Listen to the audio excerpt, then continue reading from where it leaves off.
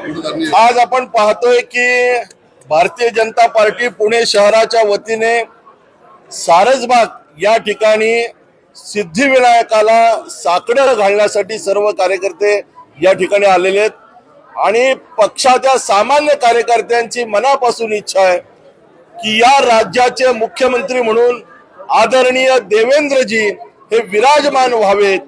या राज्यातल्या सामान्य जनतेच्या कल्याणासाठी, या राज्यातल्या शेतकरी बांधवांच्या कल्याणासाठी, या राज्यातल्या दलित, वंचित, उपेक्षित घटकांच्या कल्याणासाठी, या राज्यातल्या युवकांच्या कल्याणासाठी या राज्यामध्ये देवेंद्रजी पुन्हा एकदा मुख्यमंत्री व्हावे ही भारतीय जनता पार्टीच्या कार्यकर्त्यांची प्रामाणिक इच्छा आहे।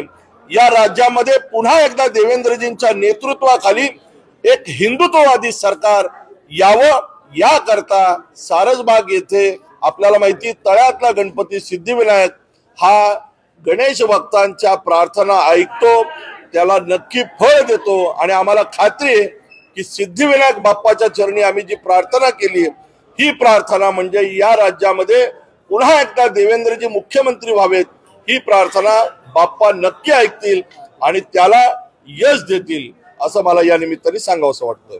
विरोधकांकडे आता आरोप करण्याशिवाय काही नाहीये।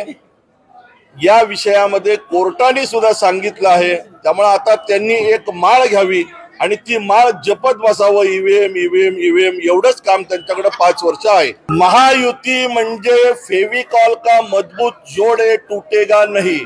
त्यामुळे एकनाथजी, देवेंद्रजी, अजितदादा यांचं गठबंधन एकदम घट्ट आहे हे आपल्याला निवडणुकीत पाहायला मिळालं।